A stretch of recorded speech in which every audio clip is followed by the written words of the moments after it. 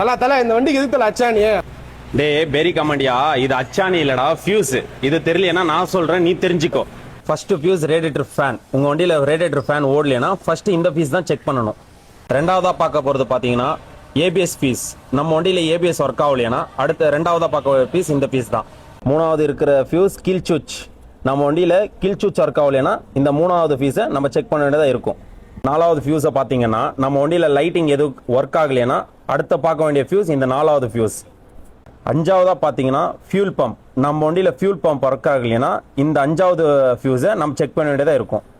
ஆறாவதா பார்த்தீங்கன்னா நம்ம வண்டியில ஒயரிங் ஏதாவது கம்ப்ளைண்ட் இருந்துச்சுன்னா கடைசியாக பார்க்க வேண்டிய ஒரு ஃபியூஸ் இந்த ஃபியூஸ். அடிஷ்னலா இந்த ரெண்டு ஃபியூஸ். இந்த ஃபியூஸ்ல எது போயிருந்தாலும் இது ரெண்டு எடுத்து யூஸ் பண்ணிக்கலாம்.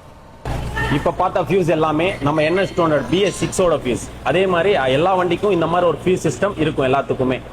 இந்த மாதிரியான பஜாஜ் டிப்ஸை தெரிஞ்சுக்க நம்ம தருண் பஜாஜை ஃபாலோ பண்ணுங்க.